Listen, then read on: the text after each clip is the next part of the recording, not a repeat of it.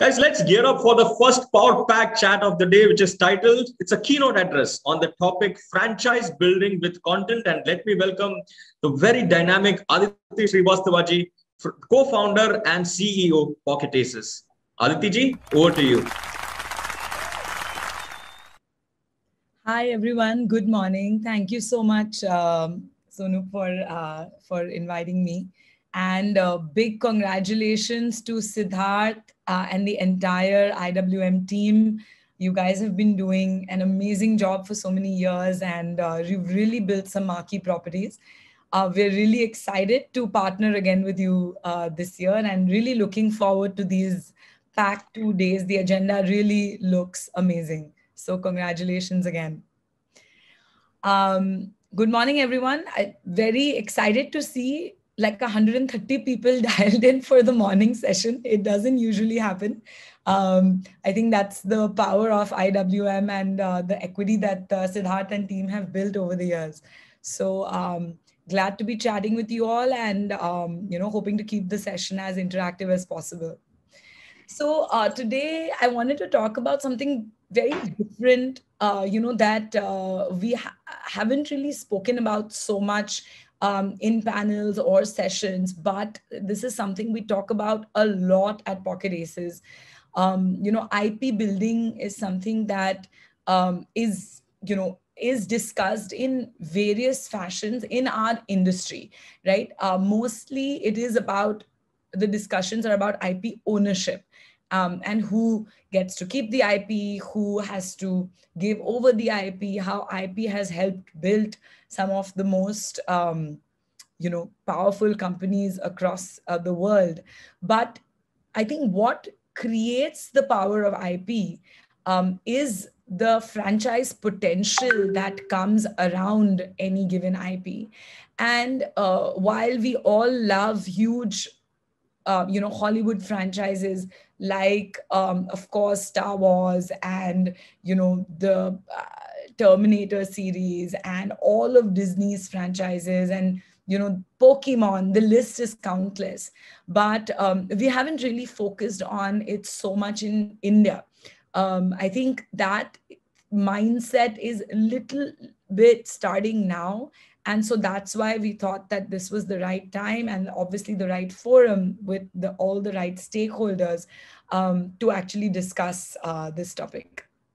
So we can, yes. So what do we mean by franchise building? Again, very basic. So I'm not going to, I just wanted to make sure that we're all on the same page in what we talk about. So a media franchise or a multimedia franchise is basically a collection of all the related works of one original concept or idea, right? So derivative works is a concept which is very, very often used. Usually people talk about spin-offs, people talk about remakes, people talk about merchandise, and all of these constitute the franchise of the original IP, right? Even the character constitutes the franchise. There are all the small elements. So a lot of us know that Disney obviously cares a lot about building its IP, but one thing that very few people know is they actually copyright even their animation process. Forget about the final result of that animation process, which are the characters or the films. They actually copyright even the process. So that's how closely people think about IP building and copywriting their process. And of course it's a collaborative process. It has to be collaborative for the IP to grow. You can't just hold it close to your heart, right? So the key tenets are multi-medium, right? So cross marketing across more than one medium, a humongous fandom, like super fans associated with the property. And then, of course, there's scholars, who specialize in media across the world who talk about how you can invest a lot more in your original concept or IP if you have the ability to recover that money in over a long period of time rather than worrying about short-term right away money recovery. So he calls a single medium launch as a lost opportunity. Right? And he talks about how the timeliness of the the production and what you create around it is so much more important than the creative itself, almost, even though that is something obviously that, is blasphemous to say. But, this is the opinions of some academics around the world. And the cross ability of building the brand is key to franchise building, right? So with this kind of reference in mind, I want to talk about some of the rest of the topics on how we can think about franchise building in India. So again, we can go to the next slide. Again, we are not unfamiliar with this, right? The world of Harry Potter. I just wanted to take an example which is big enough but different enough than the usual ones we think of. So whether it is games or amusement parks or live plays or merch, right, or various spin-off, the Harry Potter franchise is one of the most valued franchise in the world, right? It's a $25 billion behemoth. And this is something that, kind of we can take inspiration from.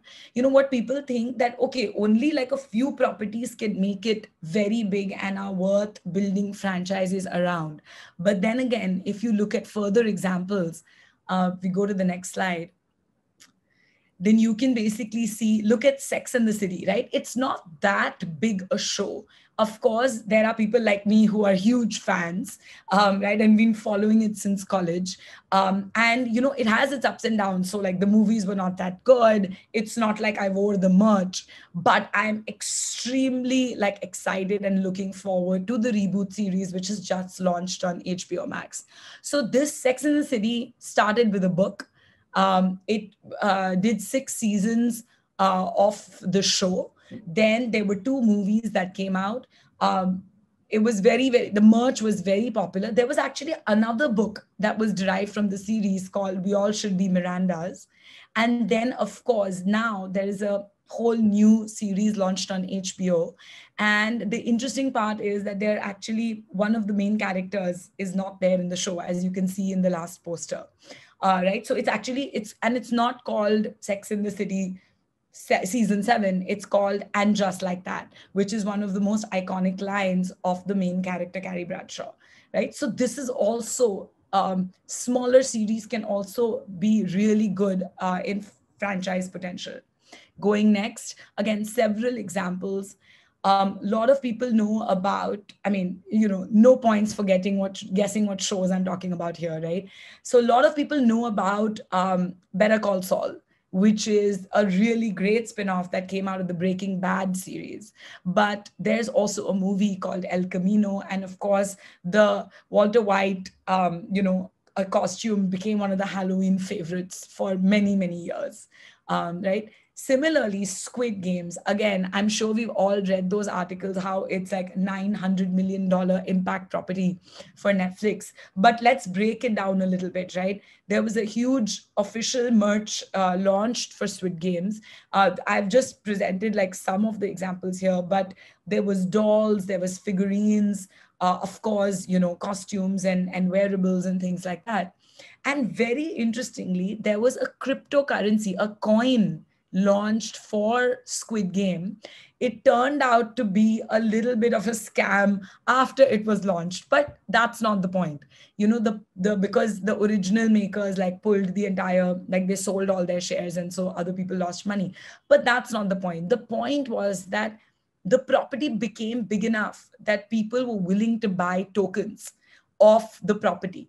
And later, as we talk about creator economy in the further sessions, there's a big thing to think about, as you associate coins and cryptocurrency with creators, you can also associate that with IP, right? Very, very interesting. When we think about NFTs for content and stuff like that, all of that is franchise building. So quickly going next, of course, there has been a start in India, right? If you look at Bahubali, that have launched an animated series, there's a book that has been released, there's merch. If you look at Rawan, they tried, to really build a world around the series. Next. A very interesting example I want to give you is like Kasauti Zindagi Ki, right? Because people don't think about like TV shows in terms of franchise building, but Balaji does. And they launched a reboot recently. It didn't do that well, but then they also launched a Kannada regional adaptation, right? So the point is that there was an effort to think beyond just the initial property. A lot of you guys would have seen like posts on social media saying, "Oh, Kabhi Khushi Kabhi Gum ke 20 saal ho gaye," right? So it was 20 years to K3G yesterday, and even though the characters have been impersonated, there's various versions of Pooh that you have seen in like pop culture, but how has that benefited the original creators? Not at all, right? So here basically what we see is that with the 20 years there was some merch launched for K3G. So people are getting on the bandwagon, right? And that's the key. Next. So if we talk about why has franchise building been hard in India, and this is like what I really want to discuss, right? I'm sure there are several other small examples of attempts that have been made in India, but I think everybody would agree that we've never really created some great economic benefit for stakeholders with franchise building, right? So number one, the reason has been mindset, right? So business and creativity in our industry and across our country, I'm not only talking about Bollywood, are often looked at as loggerheads with each other, that there's a trade-off. The focus has been more on awards and less on, and actors focus on building their faces, directors focus on building portfolios of different types of work. But I think one of the main things is that the mindset has not been there to build properties that last multi-generational and that really last a long period of time. There's a non-collaborative creative process, right? So very often in our films, now this is changing to places where we have writers' rooms and stuff, but there have been like one writer per film. Now that one writer, how many more things is he going to write about the same franchise, right? Because it's just one person and life comes in the way. Now things are changing with their writers' rooms and things. So it's much easier to take properties forward because even a subset of the original creators are enough to create the next thing. Right? And there's a mindset of boredom.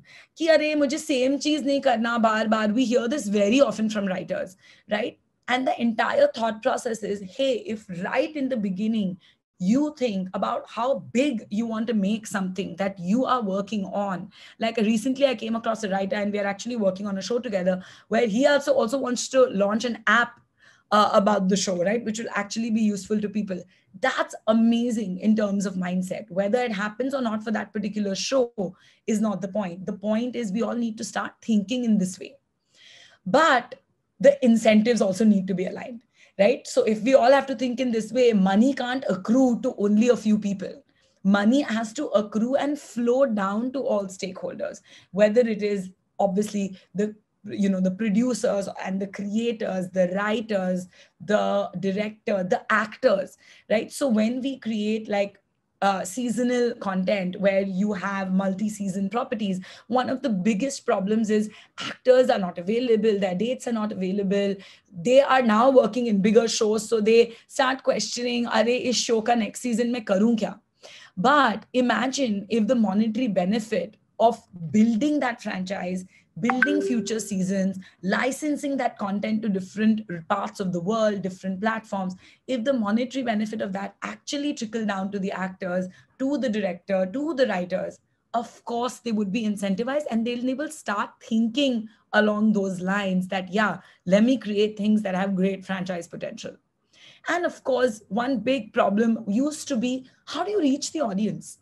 So for example, people assume that the consumption power and the buying power is low, right? Okay, I launch merch, but kaun kharidega, right? Kaun kharidega? There's this whole mindset of wastage as well, but there's a lot of sustainable merch you can launch nowadays, right? And it wasn't so easy to reach the audience. Like, what would be your distribution mechanism, right? Would you partner with like on-ground stores? Now this has changed completely because people are buying, the whole D2C product business, people are buying stuff on Instagram also. Forget about Amazon and Flipkart, right? So reaching the audience and controlling that is that much easier now.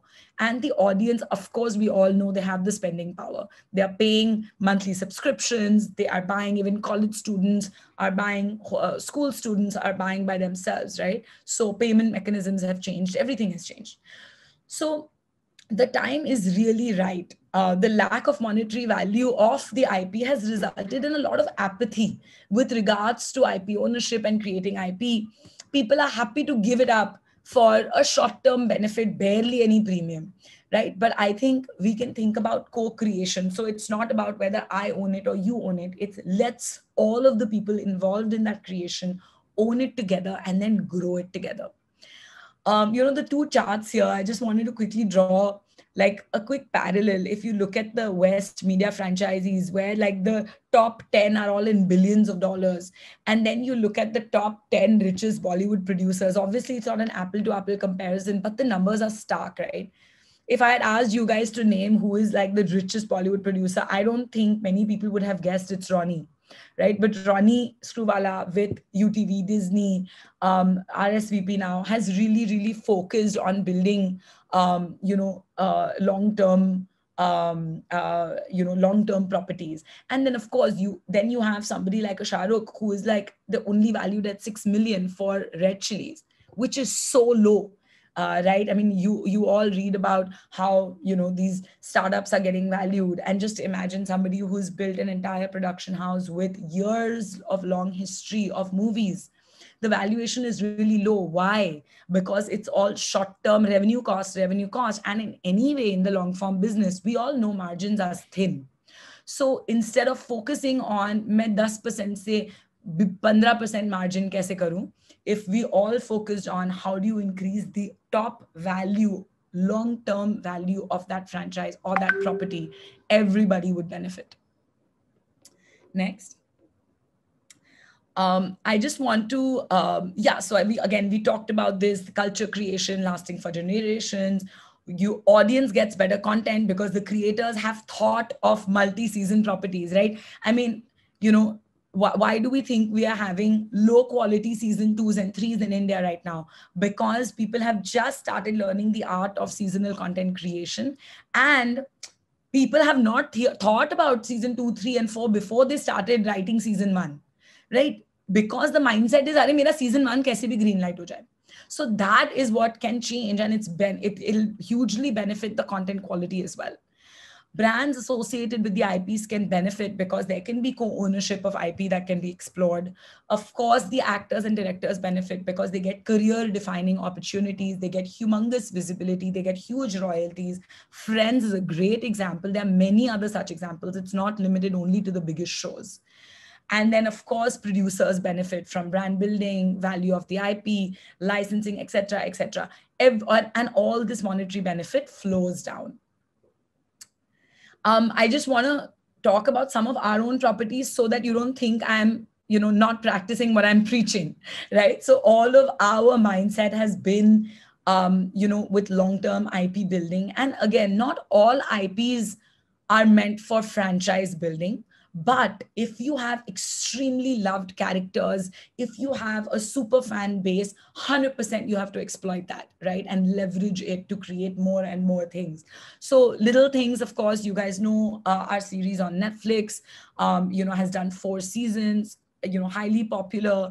Dhruv and Kavya, the characters are highly popular. We released a book with Penguin Random House that maybe a few people know about and most people don't know about.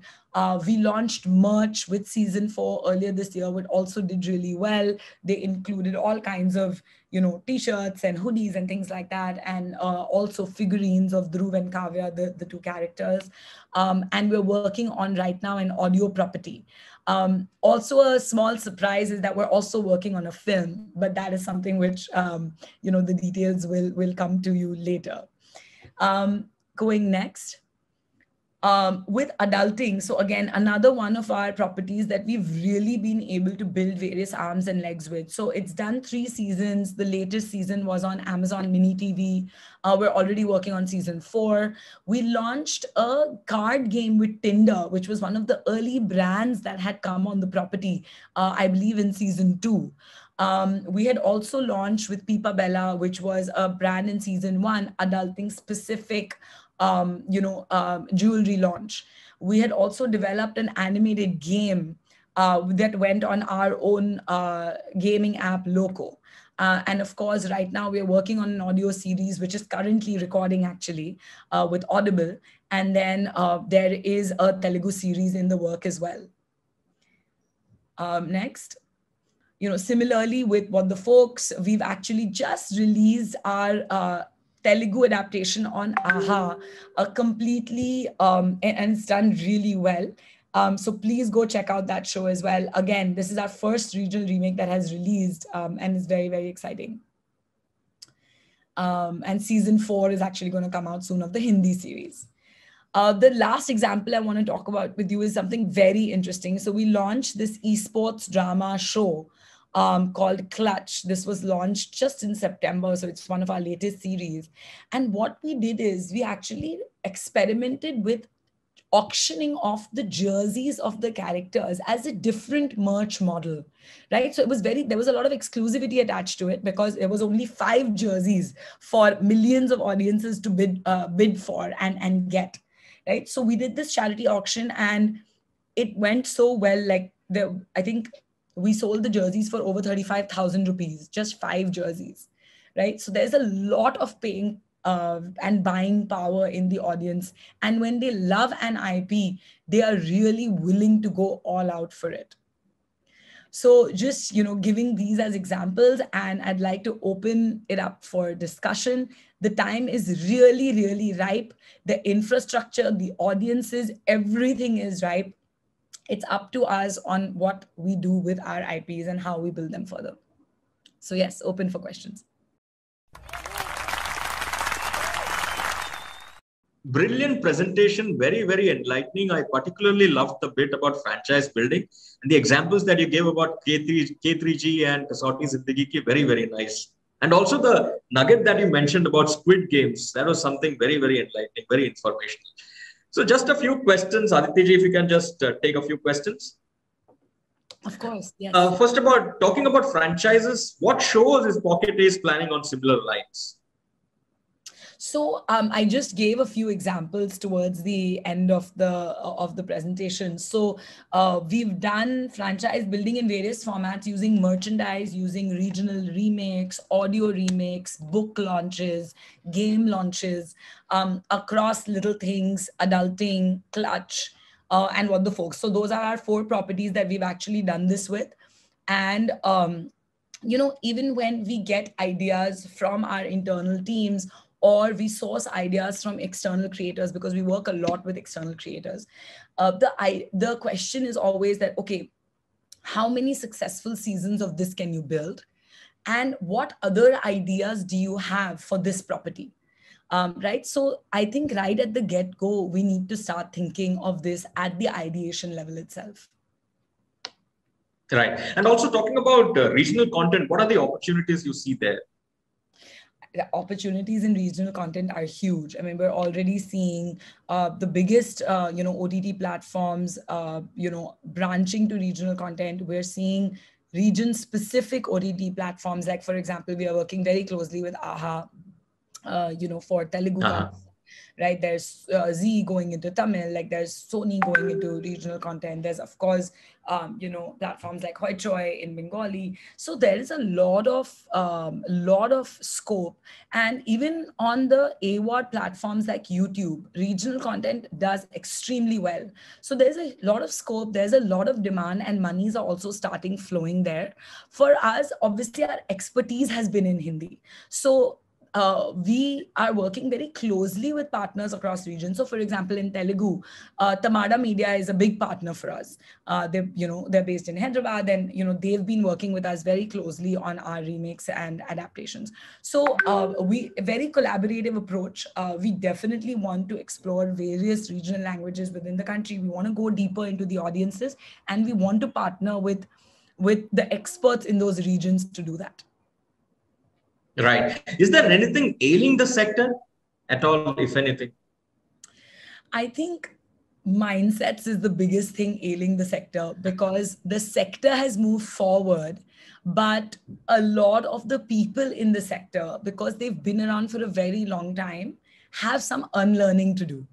Right? So there are a lot of preconceived notions about how work should get done, about how much time it should take to build a property, how should a property be priced, and of course, content is king, but when work happens, relationships are even more than that, right? So I think that the time has come to give newer creators more to do and more opportunities, and pouring in money into newer creators is very important. You can't keep going back to the same film and TV guys and expecting them to create content on digital, which is a very, very different grammar and creative language.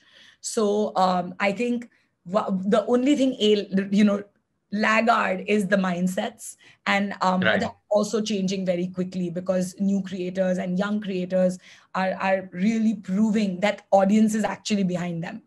Right. But if you talk about digital entertainment as a market, how do you see it evolving in the times to come? I mean, it's a humongously positive view that we have. We are extremely bullish on it. And if you look at what's happened, in international markets, whether it's,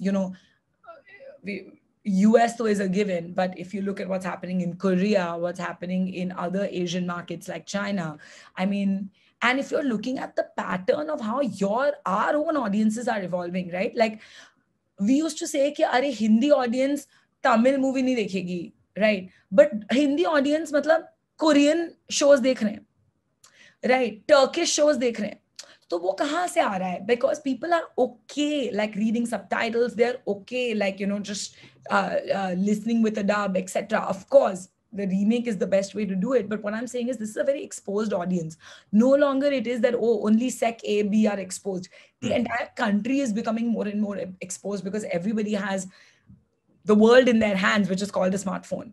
So time has come to start recognizing that the audience is extremely smart, and then giving them what they deserve in terms of really high quality, good content. You cannot fool the audience anymore.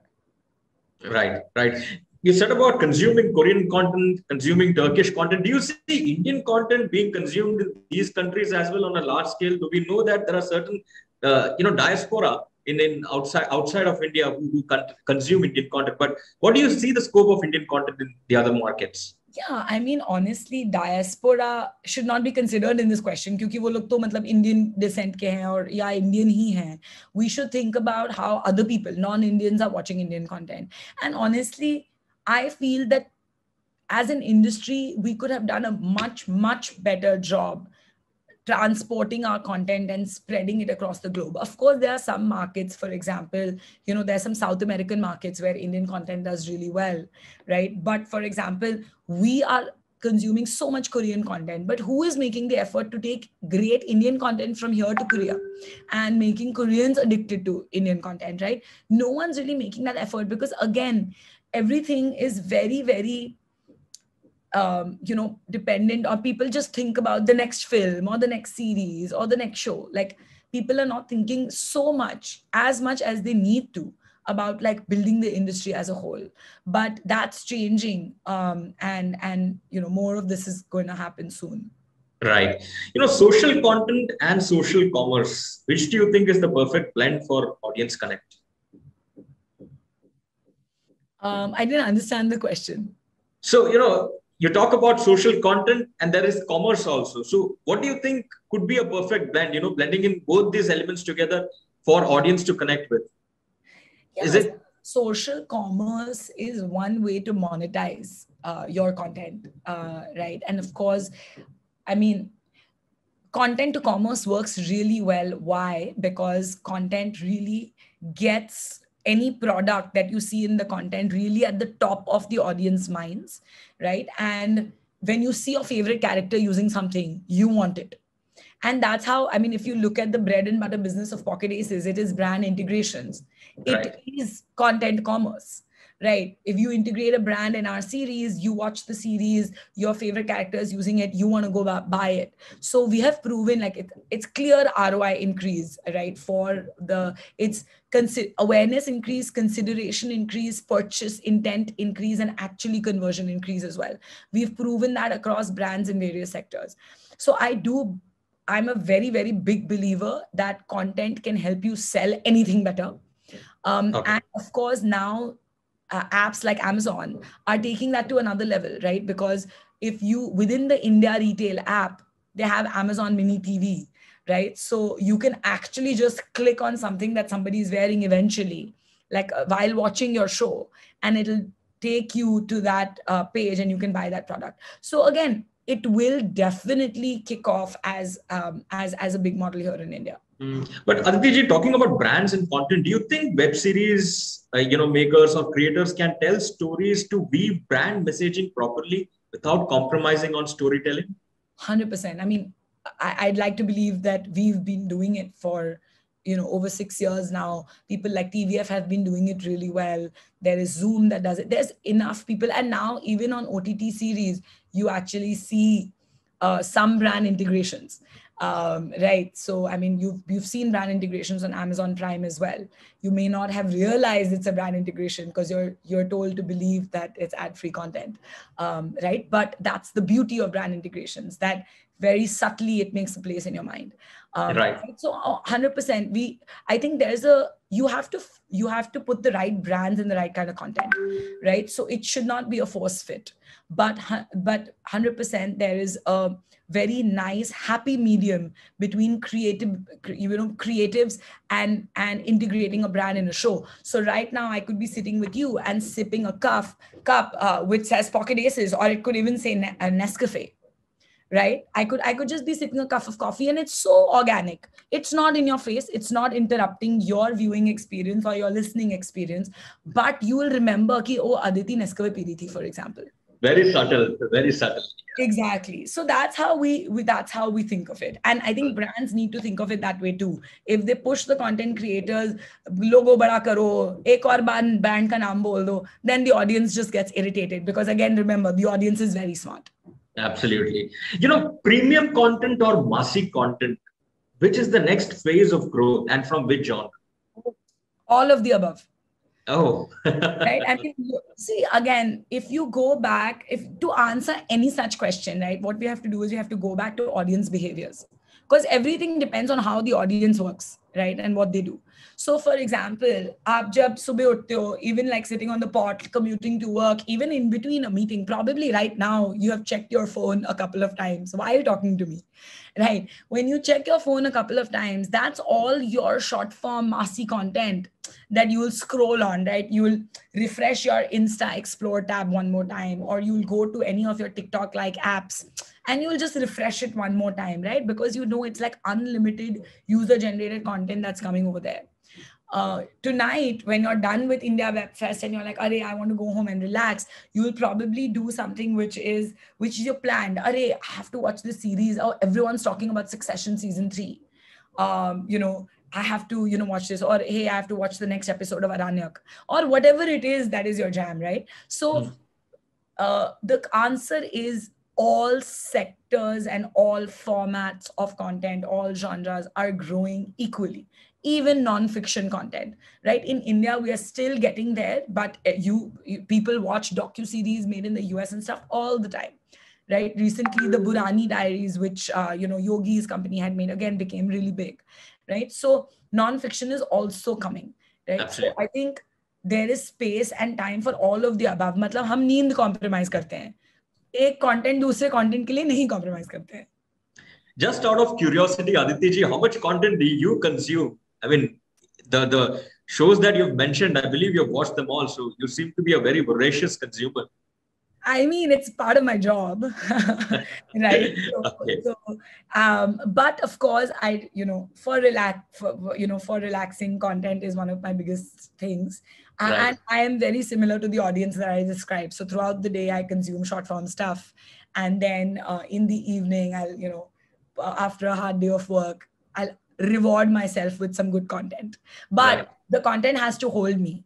I don't play with the content. Like, I'm not one of those people, "Arey, start kiya to finish karna hi padega." No, you hold me, otherwise you lose me to another piece of content. Absolutely. Aditi ji, just one more question. Live audio chat rooms are really booming these days. So I have a Sharechat chat room question of the day. How can brands or content creators leverage live audio chat rooms for fan engagement? That's a very good question. So I think talking to the audience is the best thing. Talking to the audience directly is literally the best thing like any one of us can do. Any person who is running a B2C business, right? Consumer business, 100% has to talk to the audience. So the way we use live chat rooms, for example, is when we launch a new series, like when we do a premiere and stuff like that. So we run audience contests to keep them more engaged. So as they're watching, we'll be running contests about what they're watching, right? So we'll be running contests, we'll be asking them questions, we'll be feeding emotions also sometimes, right? So if some character, something happy happens to some character, we will from our ID be like, "Oh my God, this is so inspiring, so excited." So that the audience starts feeling that way as well. If something sad happened to one of the characters, we'll say, "Oh no, poor thing, ab iska kya hoga, blah, blah, blah." So again, you get a chance to interact with your audience as their friend, as one of them, and that is the best thing you can do as a consumer facing brand. So 100% I'm all in favor. We use WhatsApp very, very strongly to interact with our audience. We actually call up our audience one-on-one because we have a huge database where people share all their information with us. They love it. When I call them and say, "Hey, I'm calling from Filter Copy, or I'm calling from Nutshell, or I'm calling from Gobble or Dice," the level of excitement like makes you so happy that it's like makes all the work you've done so worth it. So Right. highly encourage using chat rooms, live chat rooms to talk to the audience. Right. Any upcoming shows from the properties that you've built? I'm a huge fan of Pocket Aces, Dice Media, and Filter Copy. Any upcoming shows that we should be looking forward to, the audience? Thank you so much. Yes, lots of exciting shows. There's some that I can't fully talk about right now. There's a show coming up on Hotstar. There's a show coming up on Voot also, actually. There's a show we are working on with Z5, many, many partners like that. Of course, several shows coming up on Amazon Mini TV.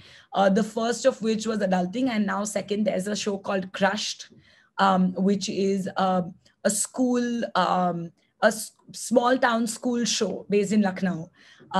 Very, very, very cute and very nice. There's season 3s and 4s coming off some of our shows. So What the Folk season 4 is coming soon. It's one of our most loved properties. Operation MBBS season 3 is coming. Please Find Attached season 3 is also coming on Amazon Mini TV. Then we have an army show, very different type of army show called Brave Hearts coming up. Okay. There's a romance show called Love Decode. So बहुत सारा काम चल रहा है. And then of course on the non-fiction side as well, there's a ton of stuff coming up. Excellent, Aditi ji. All the very best, and thank you very much for this lovely, insightful session. Thank you very much once again. Great. Thank you, everyone.